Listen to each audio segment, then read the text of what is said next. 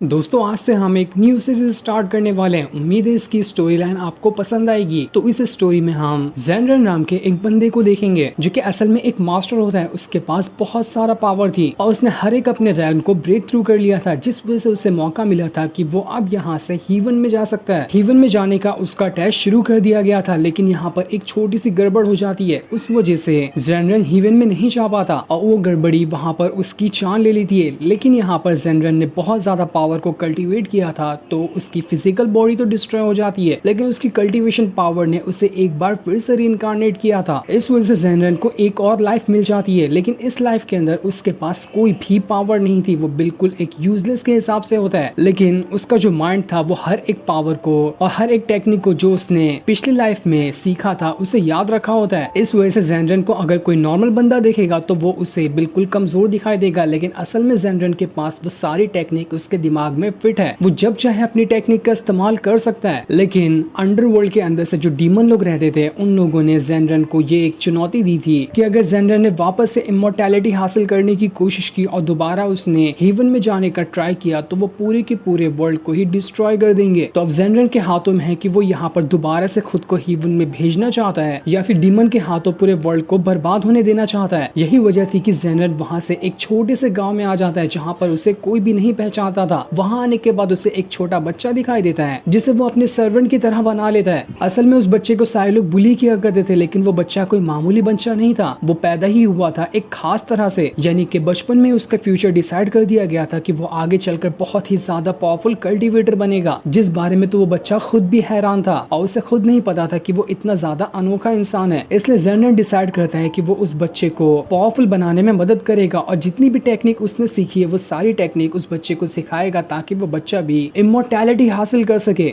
उम्मीद है आपको इस स्टोरी का एक शॉर्ट इंट्रो समझ में आ गया होगा। तो अब यहाँ से हम स्टोरी को शुरू करते हैं। तो स्टोरी के स्टार्ट में हमें किंशन नाम के एक सेक्ट का सीन दिखाया जाता है। वहाँ पर ये ऐलान कर दिया गया था कि कोई भी यहाँ से 300 किलोमीटर की दूरी पर ना जाए। यहाँ पर एक बैरियर लगा दिया गया है, किसी को भी इसके बाहर जाने की जरूरत नहीं है, क्योंकि आज ही के दिन इस कॉन्टिनेंट के सबसे ज्यादा पावरफुल कल्टीवेटर जेनरन हेवन में जाने वाले हैं। उनका आज ट्रायल होगा। तो कोई भी अगर 300 किलोमीटर की दूरी पे गया ना तो हो सकता है कि वो जेनरन को ट्रायल पूरा करने में थोड़ी परेशानी डाल दे। इसलिए सभी को आज के दिन सेट के अंदर ही रहना है। किंशन सेक्ट भी पूरी तरह से तैयार था यहाँ पर अपनी सेफ्टी को देखते हुए। उसी किंशन सेक्ट में हम एक छोटे से कमरे को देखते हैं जहाँ पर सिस्टर जाओ नाम की एक लड़की बैठी होती है। उसी के सामने एक डीमन भी था जिसे बंदी बना लिया गया था, और ये जो डीमन था वो अंडरवर्ल्ड से आता है। यहाँ पर जमीन के ऊपर तो यहाँ इंसान रहते हैं, लेकिन जमीन के अंदर जो अंडरवर्ल्ड है वहाँ पर डीमंस वगैरह रहते हैं जो लोग इंसानों को पसंद नहीं करते। किंशन सेक्ट वालों ने जब यहाँ पर डीमन को देखा तो उन्होंने उसे बंदी बना लिया, और बंदी बनाने के बाद यहाँ पर कमरे में कैद करके रखा कि कहीं यहाँ पर जेनरन को हेवन में जाने के लिए कुछ रुकावटें ना डाल दे। और उसी डीमन को यहाँ पर जब बांध के रखा गया तो उसके सामने सिस्टर जाओ को भी रखा गया ताकि वो यहाँ पर इस डीमन के ऊपर नजर रखे। कोई भी वो गड़बड़ी करता है तो जाओ के ऊपर ये जिम्मेदारी है कि वो उस डीमन की जान ले लेगी। वो डीमन यहाँ पर सिस्टर जाओ को अपनी बातों में उलझाने की कोशिश कर रहा था ताकि वो यहाँ पर उसकी बातों में आ जाए और जो रस्सियां उसके हाथ में बंधी हुई है वो उसे खोल दे। इसके बाद ये डीमन यहाँ पर जेनरन के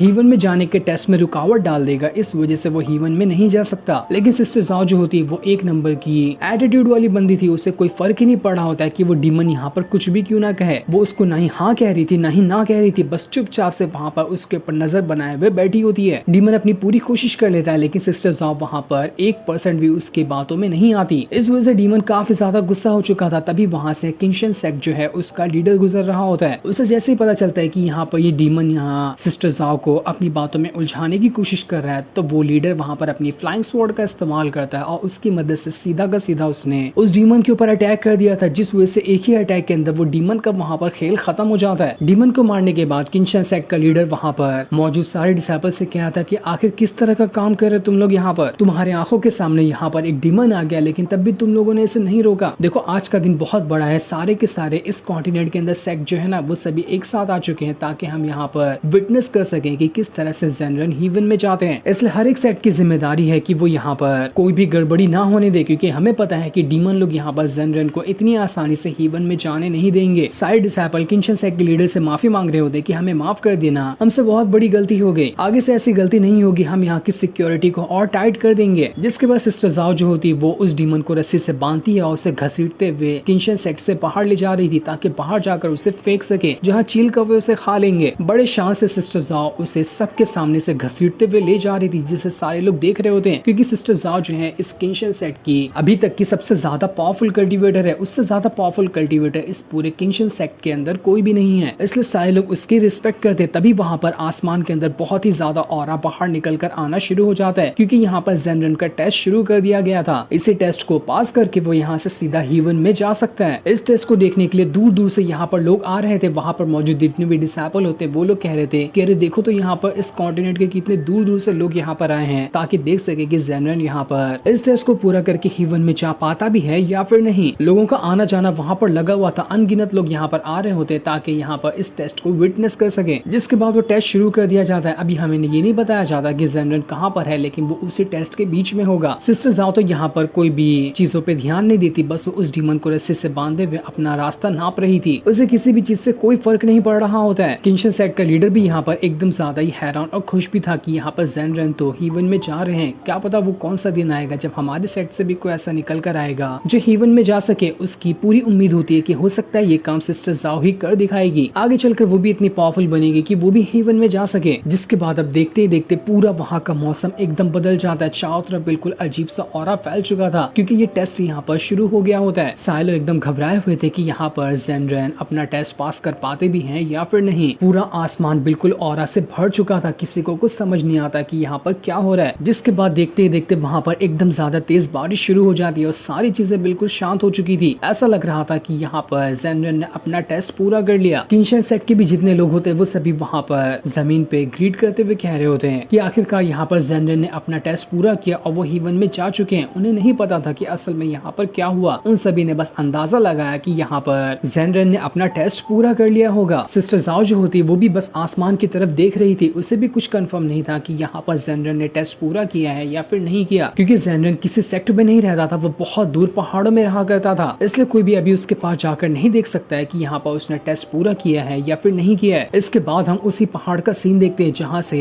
जेनरन का टेस्ट हो रहा था। वहाँ आने के बाद हमें पता चलता है कि जेनरन ने यहाँ पर टेस्ट पूरा नहीं किया और वो इस टेस्ट में फेल हो चुका है। उसकी फिजिकल बॉडी जो थी वो पूरी तरह से डिस्ट्रॉय हो चुकी है और उसकी स्पिरिचुअल पावर ने वहाँ पर उसे एक और नया रीइंकार्नेशन दिया, जिस वजह से वो पूरी तरह से जवान होकर वहाँ पर खड़ा होता है। और उसकी पुरानी वाली जो फिजिकल बॉडी थी जो कि बिल्कुल बूढ़े जैसी थी, वो उसके सामने मर कर पड़ी होती है। जेनरन वहाँ पर अपनी ओल्ड बॉडी से कह रहा था कि लगता है तुम्हें यहाँ पर ना काफी सालों का आराम मिल चुका है, लेकिन अब यहाँ से मेरी मुसीबतों के दिन शुरू हो गए। इतने सालों की मेरी मेहनत थी जिसकी मदद से मैं हीवन में जाना चाहता था, वो सब बस पल भर के अंदर खत्म हो गया। मेरी जिंदगी भर की मेहनत यहाँ पर पूरी तरह से बर्बाद हो चुकी है। इसके बाद नया वाला जो जवान जेनरन होता है वो अपनी पावर का इस्तेमाल करते हुए अपनी ओल्ड बॉडी के अंदर से स्वॉर्ड स्पिरिट को बाहर निकाल लेता है, जो कि उसकी सबसे खास स्वॉर्ड हुआ करती थी। और वो स्वॉर्ड स्पिरिट को एक ब्रेसलेट में बनाकर अपने हाथ में लगा लेता है, ताकि वो अभी किसी को बता नहीं सकता कि असल में वो कितना ज्यादा पावरफुल कल्टीवेटर रहा करता था, क्योंकि अब उसकी बॉडी को देखकर कोई भी नहीं बता सकता कि ये बहुत ही ज्यादा पावरफुल बंदा है। इसके बाद जेनरन अपनी ओल्ड बॉडी को वहीं पर पहाड़ों के बीच में छोड़कर वहां से चला जाता है। अब यहाँ से उसे अपना बिल्कुल नए तरीके से सफर शुरू करना होगा। उसकी जितनी भी मेहनत थी वो सब खत्म हो गई। हालांकि उसके पास पिछली लाइफ का पूरा एक्सपीरियंस है, लेकिन उसे गेन करने के लिए भी उसे बहुत ज्यादा मेहनत करनी पड़ सकती है। जेनरन उदास था कि क्या पता मैं अगली बार वापस से इस लाइफ के अंदर इतनी ज्यादा मेहनत करूँ और मेरी नसीब अच्छी नहीं हुई तो मैं फिर से जब हीवन में जाने वाला रहूंगा तो मेरे साथ ऐसा ही कुछ हो सकता है। इसलिए वो कंफ्यूज था कि वो वापस से अपनी कल्टीवेशन वगैरह स्टार्ट करे या फिर एक नॉर्मल तरह की ही जिंदगी गुजारे। और यही कंफ्यूजन के साथ वो वहां से चला गया होता है। उसके जाने के बाद वहां पर एक लकड़ी का टुकड़ा पड़ा हुआ था, जो कि असल में सोल ट्रांसफॉर्मेशन वुड होता है। वो कोई मामूली लकड़ी का टुकड़ा नहीं बल्कि स्पिरिचुअल पावर से भरा हुआ है, जिसके ऊपर अभी जेनरन का ध्यान नहीं जाता, बल्कि यहाँ पर ये जो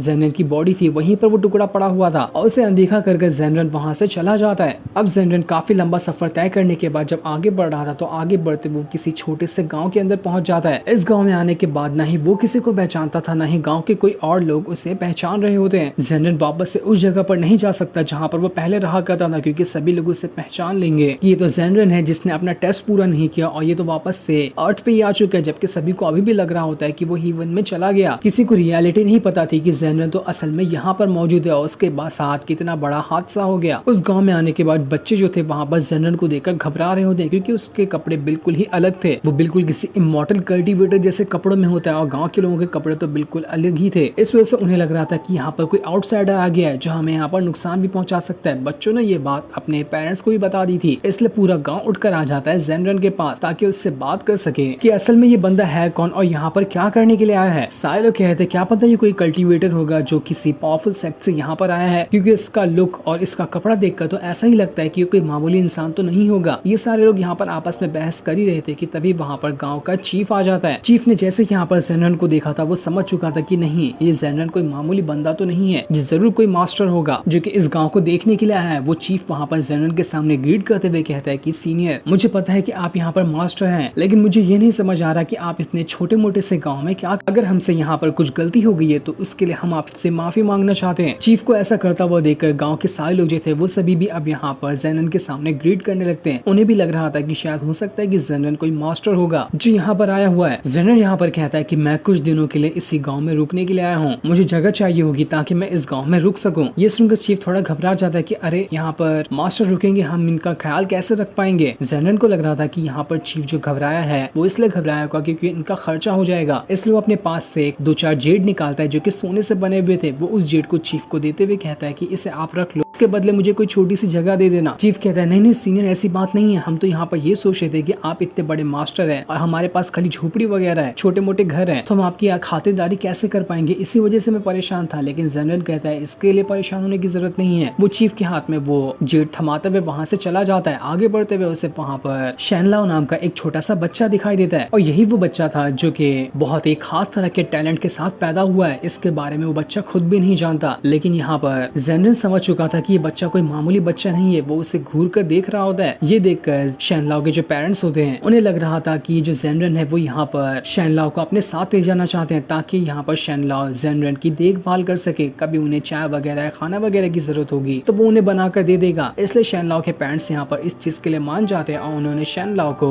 एक सर्वेंट की तरह जेनरन के साथ भेज दिया था जो कि अब एनी टाइम जेनरन का ख्याल रखेगा। शैनलाओ भी इससे काफी ज्यादा खुश हो जाता है कि अरे वाह, मैं तो यहाँ पर एक मास्टर के साथ रहूंगा, ये तो बहुत अच्छी बात है। वो जेनरन को गाँव का सबसे अच्छा घर दिखाता है और उसकी साफ सफाई कर देता है ताकि यहाँ पर आराम से जेनरन रह सके। यहाँ पर आने के बाद शैनलाओ जो था वो गाँव में किस तरह से लोग रहते हैं और उनके डेली के क्या काम होते हैं वो सभी मास्टर जेनरन को सिखा रहा था। वो जेनरन को यहाँ पर खेती करना सिखाता है और भी बहुत तरह की चीजें सिखाता है जैसा कि गांव के लोग करा करते हैं। शुरुआत में तो जेनरन को ये सारी चीजें उतनी अच्छे से समझ नहीं आ रही थी, लेकिन धीरे धीरे करते हुए वो सारी चीजें अच्छे से सीख जाता है और वो बिल्कुल परफेक्ट बन चुका था। शैनलाओ भी ये देखकर हैरान था कि अरे वाह, यहाँ पर जेनरन मास्टर तो कितनी आसानी से ये चीज सीख गए। उन्होंने पूरी की पूरी खेत में फसल लगा दी, वो भी चुटकियां बजाते हुए। कमाल की बात है, ये काम करने में तो महीने लग जाते थे। इसलिए शैनलाओ और अच्छी तरह से जेनरन का ख्याल रखना शुरू कर देता है। जेनरन वहाँ पर शैनलाओ से कहता है क्या तुमने कभी भी कल्टीवेशन वगैरह के बारे में सुना है या फिर कभी उसे ट्राई किया है। शैनलाओ कहता है हाँ मास्टर, पिछले साल ना यहाँ पर एक ओल्ड मैन आए थे जिनके पास थोड़ी बहुत कल्टीवेशन पावर थी। उन्होंने मुझसे कहा कि वो मुझे कल्टीवेशन करना सिखाएंगे और कल्टीवेशन से जुड़ी हुई किताबों को भी समझना सिखाएंगे। लेकिन क्या करूँ, शायद मेरी किस्मत उतनी अच्छी नहीं थी कि कुछ दिनों पहले ही वो मर चुके हैं। उनके मरने के बाद अब कोई भी यहाँ पर ऐसा नहीं है जो मुझे कल्टीवेशन वगैरह के बारे में सिखाए। मुझे तो अभी तक के कल्टीवेशन से जुड़ी हुई चीजें जिस किताब में लिखी होती है उस किताब को भी पढ़ना नहीं आता। ये सुनकर जेनरन कहता देखो मैंने भी यहाँ पर ना बहुत सारी कल्टीवेशन से जुड़ी किताबें पढ़ी हैं। वो शैनलाओ को अपने बारे में बता देता है कि असल में वो कौन है और उसके साथ किस तरह का हादसा पेश आ गया था जिस वजह से वो यहाँ पर आ गया। ये सुनकर तो शैनलाओ एकदम ज्यादा हैरान रह चुका था कि मास्टर सच में बहुत ही पहुंची हुई चीज है। जनरल वहाँ पर शैनलाओ से कहता है ठीक है, मैं यहाँ पर तुम्हारी मदद करूंगा कल्टीवेशन पावर को सीखने में। तुम ट्राई करना और कल्टीवेशन करने की कोशिश करना। जहाँ पर तुम गलती कर रहे होगे ना, मैं तुम्हें सिखा दूंगा और तुम्हें गलतियों के भी बारे में बताऊंगा कि किसे गलतियों को सुधार के उसे सही किया जा सकता है। ये सुनकर तो शैनलाओ काफी ज्यादा खुश हो चुका था कि अरे वाह, मास्टर मेरी मदद करेंगे तो मैं बहुत जल्द मास्टर के जैसा ही पावरफुल बन जाऊंगा। दूसरी तरफ हम अंडरवर्ल्ड का सीन देखते हैं जहाँ पर कई सारे डीमन वगैरह रहा करते हैं। वहाँ पर कुछ डीमन ने मिलकर एक डीमन को बहुत ज्यादा मारा था और उसे मार मार कर लावे में फेंकने की तैयारी कर रहे होते हैं, क्योंकि थोड़ी देर पहले जो हमने वो लकड़ी का टुकड़ा देखा था ना जिसका नाम सोल ट्रांसफॉर्मेशन था, उसका इस्तेमाल यही अंडरवर्ल्ड के डीमन वगैरह करते हैं। लेकिन उनके पास से वो टुकड़ा गायब हो गया था। उन्हें शक था कि यही डीमन ने यहाँ पर उस टुकड़े को गायब किया होगा, इसलिए वो उसे मार मार कर उसे अधमरा कर देते हैं ताकि वो बता सके कि असल में वो लकड़ी का टुकड़ा कहाँ पर है। लेकिन उस डीमन को यहाँ पर कुछ भी नहीं पता था कि वो टुकड़ा कहाँ चला गया, जबकि हमने देखा था कि वो टुकड़ा असल में वहाँ पर मौजूद है जहाँ पर जेनरन की पिछली वाली बॉडी है, वहीं पर वो टुकड़ा पड़ा हुआ था। गुस्से में आकर बाकी डीमन जो होते हैं वो सभी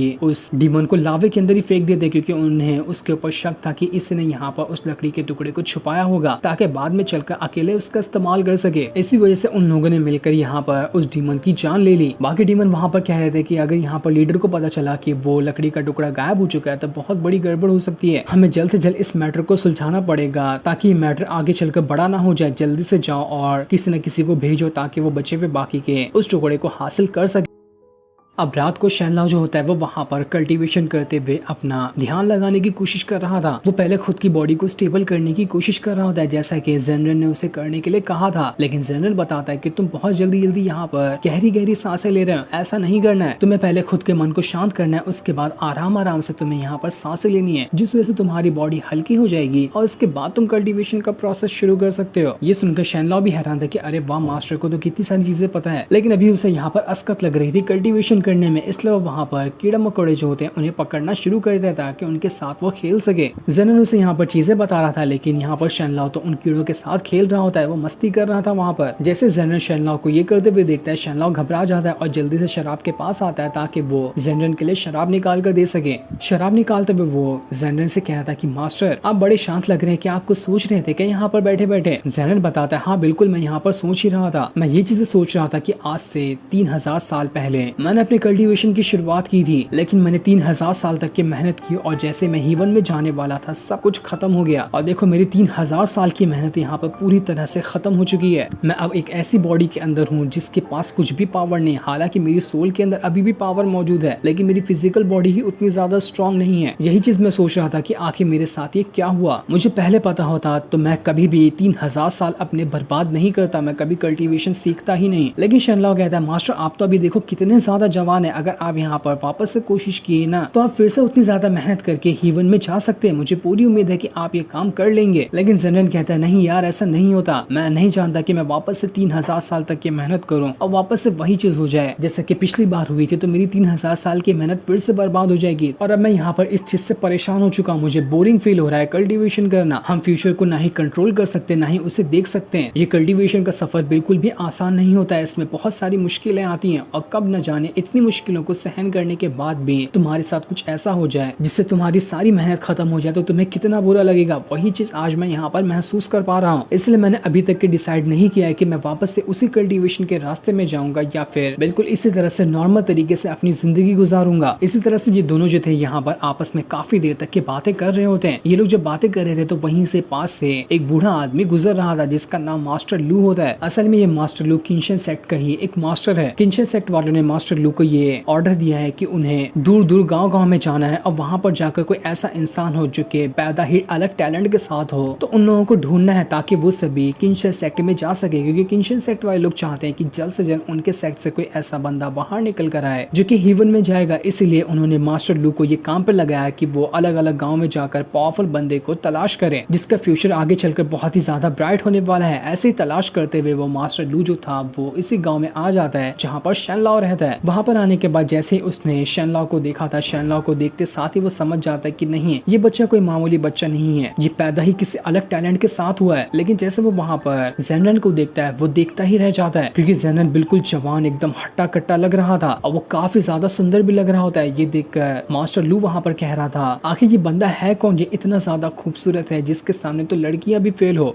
बिल्कुल अलग ही पर्सनैलिटी रखने वाला बंदा इस मामूली से गाँव में क्या कर रहा है। मैं यहाँ से उसकी कल्टीवेशन पावर महसूस कर पा रहा हूँ लेकिन कि उसके पास कोई पावर नहीं है, पर तब भी देखो इसकी पर्सनैलिटी बिल्कुल ही हटके लग रही है। ऐसा लग रहा है कि ये कोई बहुत ही ज्यादा पावरफुल कल्टीवेटर होगा। मास्टर लू यहाँ पर आकर शैनलाओ से परमिशन भी लेता है कि क्या वो उसके सेक्ट में चलना चाहता है ताकि वो उसे वहाँ पर एडमिशन दिलवा सके, उसके बाद वो उसे कल्टीवेशन करना सिखाएगा। शैनलाओ वहाँ पर जेनरन से कह रहा था कि मास्टर क्या मैं वहाँ पर जाऊँ, अगर आप कहेंगे तो जाऊंगा, नहीं कहेंगे तो नहीं जाऊंगा। जिस पर जेनरन जो होता है उससे परमिशन दे देता है कि ठीक है ये तुम्हारे लिए बहुत अच्छा ऑफर है तो तुम्हें वहाँ पर जाना चाहिए, मैं खुद तुम्हारे साथ चलता हूँ ताकि देख सकूं कि असल में वहाँ का माहौल किस तरह का है। ये सुनकर शैनलाओ काफी ज्यादा खुश हो गया था और वो वहाँ पर मास्टर लू के साथ किंशन सेक्ट में जाने के लिए मान जाता है। इसलिए अगले दिन से ही वो तीनों के तीनों वहाँ से किंशन सेक्ट में जाने के लिए अपना सफर शुरू कर देते हैं। किंशन सेक्ट जो है वो बहुत ही ज्यादा पावरफुल सेक्ट तो नहीं है, लेकिन वो फिर भी एक मीडियम ग्रेड का सेक्ट है जहाँ पर पावरफुल कल्टीवेटर रहते हैं। अपने सेक्ट के बारे में बातें बताते हुए मास्टर लू जो था वो जेनरन और शैनलाओ दोनों को वहाँ से अपने सेक्ट में ले जा रहा था। जेनरन का सारा सामान जो था वो शैनलाओ ने अपने अपने पीठ के ऊपर टांगा होता है। वो इतना छोटा सा बच्चा था लेकिन इतने सारे सामान को लाद कर ले जा रहा था। आगे चलकर ये शेनलाओ काफी ज्यादा स्ट्रॉन्ग भी बनने वाला है। रास्ते में आगे बढ़ते हुए उन्हें वहाँ पर कई सारे स्पिरिचुअल बीस्ट भी दिखाई देते हैं जो कि बहुत ही अलग तरह के दिख रहे थे। वो बीस्ट मामूली बीस्ट से काफी ज्यादा अलग होते हैं। इसके बाद शेनलाओ जैसे ही किनशन सेक्ट में आता है, वहाँ आने के बाद तो उसकी आंखें खुली की खुली ही रह जाती है कि अरे वाह, ये कितना सुंदर सेक्ट है, ये जगह तो बहुत ही ज्यादा प्यारी है। वो सेक्ट काफी ज्यादा बड़ा भी लग रहा था। मास्टर लू आगे बढ़ने के बाद किनशन सेक्ट के गेट के पास आता है जहाँ पर एक बंदा बैठा हुआ था जो नए आए हुए डिसाइपल को रजिस्टर करता है। वो बंदा मास्टर लू से कहता है, क्या वो मास्टर लू इस बार किसे लेकर आए हो यहाँ पर एडमिशन कराने के लिए? क्या आपको कोई पावरफुल बच्चा मिल गया क्या जिसका फ्यूचर बहुत ही ज्यादा ब्राइट होने वाला है? मास्टर लू कहता है, तुम्हें कैसे पता चला? हाँ बिल्कुल, मैं ऐसे बच्चे को लेकर आया हूँ जिसको मैंने देख लिया है कि वो आगे चलकर बहुत ही ज्यादा स्ट्रॉन्ग बनेगा। तो तुम फटाफट से रजिस्ट्री बुक निकालो और उसमें इस शेनलाओ का नाम रजिस्टर कर दो। उसके साथ जेनन नाम का एक और बंदा है, उसे भी रजिस्टर कर लेना क्योंकि वो दोनों साथ में ही रहते हैं। शेनलाओ असल में जेनन का सर्वेंट है तो उसके बगैर वो कहीं नहीं जाएगा, इस वजह से तुम्हें जेनन को भी यहाँ पर रजिस्टर करना पड़ेगा। रजिस्टर करने वाला बंदा जो था वो शेनलाओ को देखकर काफी ज्यादा हैरान और खुश हो जाता है कि अरे वाह, तुम तो सच में बहुत ही ज्यादा टैलेंटेड हो यार। मानना पड़ेगा मास्टर लू ने तुम जैसे बच्चे को कहाँ से खोज निकाला। वो जल्दी से शेनलाओ से पूछता है कि बताओ तुम्हारा नाम क्या है और तुम कहाँ से आए हो, तुम्हारा एड्रेस वगैरह बता दो ताकि मैं तुम्हारी पूरी डिटेल ना यहाँ पर बुक के अंदर रजिस्टर कर सकूं। शेनलाओ से अपना सारा नाम बताता है, एड्रेस वगैरह सब कुछ बता देता है। इस वजह से उस बंदे ने वहाँ पर इस सेट के अंदर शेनलाओ को रजिस्टर कर लिया था और आज से यहाँ पर शेनलाओ जो है वो इस सेट का एक मेंबर बन चुका है। वो जब यहाँ पर रजिस्टर करने वाला बंदा जेनरन को देखता है तो वो कह रहा था कि अरे यार, इसके पास तो कोई भी टैलेंट नहीं है, लेकिन फिर ऐसा कैसे हो गया कि यहाँ पर ये शेनलाओ जो कि पैदा ही अलग टैलेंट के साथ हुआ है वो इस जैसे नल्ले इंसान का सर्वेंट बनकर रहे। ये बात मुझे हजम नहीं हुई, लेकिन फिर भी वो यहाँ पर कुछ सवाल नहीं उठाता और जेनरन को भी यहाँ पर रजिस्टर कर देता है। इस वजह से वो दोनों अब यहाँ से सेट के अंदर आ चुके थे। वहाँ पर आने के बाद जेनरन और शेनलाओ को और भी कई सारे लोग दिखाई देते हैं जिन सभी को मास्टर लू ने अलग अलग गांव और बहुत दूर दूर जाकर सेलेक्ट किया हुआ था। वो सभी आज यहाँ पर इस किनशन सेक्ट में सेलेक्ट होने के लिए आए हुए थे। मास्टर लू वहाँ पर आए सारे लोगों से कहते हैं कि मुझे माफ कर देना, मैंने यहाँ पर आप लोगों को काफी टाइम तक के इंतजार करवाया, लेकिन अब इंतजार करने का टाइम खत्म हो चुका है। यहाँ पर हमें तुम्हें इस किनशन सेक्ट का एक डिटेल इंट्रोडक्शन देने वाला हूँ। मैं यहाँ पर तुम लोगों को बताऊंगा कि हमारे यहाँ से किस तरह की कल्टीवेशन सिखाई जाती है, उसे सीखने के बाद तुम किस तरह से पावरफुल बनोगे और किस तरह के टेस्ट वगैरह यहाँ पर होते हैं। उन सभी की जानकारी आज मैं तुम्हें यहाँ पर देने वाला हूँ ताकि तुम्हें पता चल जाए कि तुम्हें किस तरह के रूल को फॉलो करना है इस किनशन सेक्ट में रहने के लिए। वहाँ पर आए हुए जितने भी लोग थे उनमें से जो भी लड़कियां होती वो तो यहाँ पर जेनन को देखकर उसकी दीवानी हो चुकी थी कि अरे वाह, ये कितना ज्यादा सुंदर बंदा है, इससे सुंदर बंदा हमने अपनी लाइफ में कभी नहीं देखा था। मानना पड़ेगा ये जेनन तो कमाल का इंसान है, मैं तो इसके साथ दोस्ती करते हुए हमेशा इसके साथ ही रहना चाहती हूँ, काश ये मेरे साथ हो जाए। लेकिन जेनन किसी के ऊपर भी ध्यान नहीं देता, बस यहाँ पर अपना खड़ा होता है। यूशन नाम की जो एक लड़की थी वो तो पूरी तरह से जेनन की दीवानी हो गई होती है। वो जहाँ पर भी देख रहा था वो उसी की तरफ देख रही थी कि कम से कम जेनन उसके तरफ एक झलक तो दे, क्योंकि उसे वो बहुत ज्यादा पसंद आ चुका था। मास्टर लू वहाँ पर खांसते हुए सारे लोगों से कहता है कि अरे किस तरफ देख रहे हो, मास्टर यहाँ पर खड़ा है और तुम किसी अनजान बंदे को देखे जा रहे हो, इधर ध्यान दो। इसके बाद मास्टर लू जो होता है वो वहाँ पर अपने सेट के अंदर से अलग अलग किताबें लेकर आता है और सारे के सारे वहाँ पर नए आए हुए जो लोग थे उन सभी को दे देता है। उस किताब के अंदर कल्टीवेशन सिस्टम के बारे में लिखा हुआ था और यहाँ के रूल वगैरह लिखे होते हैं कि किस रूल को फॉलो करते हुए उन्हें किनशन सेट के अंदर रहना है। मास्टर लू यहाँ पर बता रहा था कि हमारे सेट के अंदर जो कल्टीवेशन सिस्टम है ना वो बाकी सेट से थोड़ा सा अलग है, लेकिन अगर यहाँ के सारे कल्टीवेशन सिस्टम को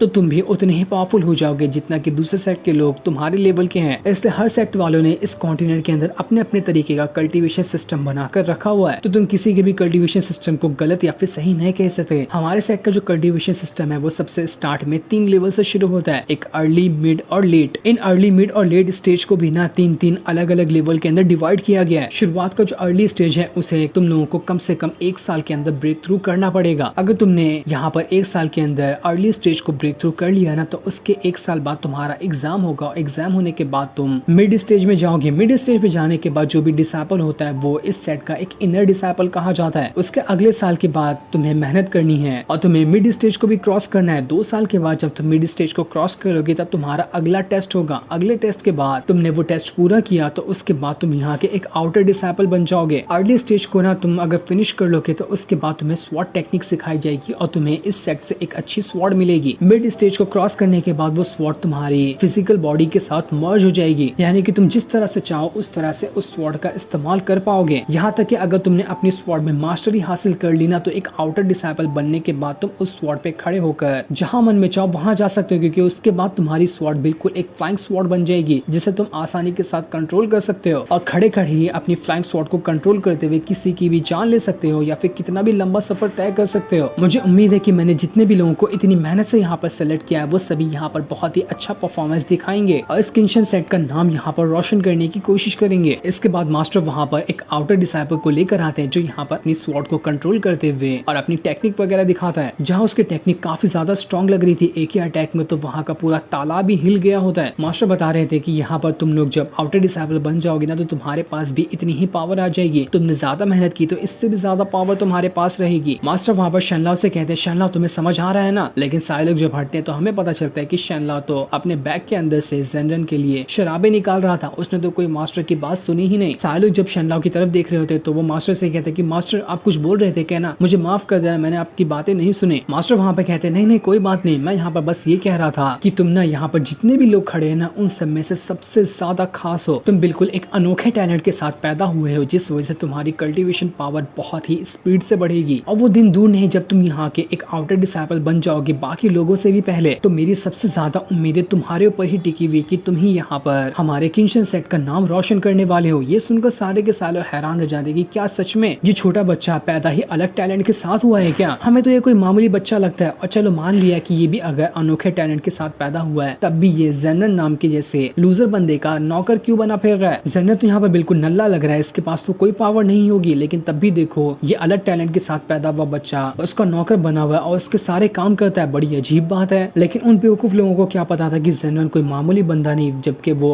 इस पूरे कॉन्टिनेंट का सबसे ज्यादा पावरफुल बंदा है। जिसके बाद वहाँ पर मिस्टर जू नाम का एक बंदा आता है जो शनलाओ से कहता है कि शनलाओ तुम्हें पता है यहाँ पर नए आए डिसाइपल जो होते हैं ना उन सभी को अलग अलग कमरा दिया जाता है। मैं यहाँ का पुराना डिसाइपल हूँ तो इसलिए मुझे यहाँ पर ना एक अच्छा कमरा मिला है। तो मैं क्या चाह रहा था कि क्या तुम मेरे साथ कमरा शेयर करना चाहोगे? हम दोनों एक ही कमरे में रहेंगे। मेरे कमरे के बाहर ना बहुत ही अच्छे स्पिरिचुअल हर्ब्स वगैरह है जिनका स्पिरिचुअल ऑरा एनी टाइम मेरे कमरे के अंदर आता रहता है। मिस्टर जू जो था उसका यहाँ पर ये प्लान होता है कि अगर शनलाओ उसके साथ रहेगा तो वो भी जान पाएगा कि असल में शनलाओ के अंदर किस तरह का टैलेंट है। हो सकता है कि वो टैलेंट उसकी भी मदद कर दे आगे पावरफुल बनने के लिए। इसलिए वो शनलाओ को बहला रहा था ताकि शनलाओ उसके साथ शामिल हो जाए। लेकिन जेनरन तो यहाँ पर मिस्टर जू की कोई बात नहीं सुनता और वहाँ से जा रहा होता है। ये देखकर शनलाओ भी समझ जाता है कि नहीं मास्टर को यहाँ पर जू का जो कमरा है वो पसंद नहीं आया होगा, इसलिए वो जा रहे हैं। इसलिए वो वहाँ पर मिस्टर जू से भी कह देता है कि सीनियर ब्रदर मुझे माफ कर देना लेकिन मैं आपके साथ नहीं रह सकता, जहाँ पर मेरे मास्टर रहेंगे मैं वहीं पर जाऊंगा। इसके बाद वो सारा बोझा वापस अपने कंधे पर टांगता है और जेनरन के पीछे जाने लगता है। सारे लोग ये चीज देखकर बिल्कुल ही हैरान थे कि यार बड़ी कमाल की बात है, इतना टैलेंटेड बच्चा वो भी बिल्कुल देखो किस तरह से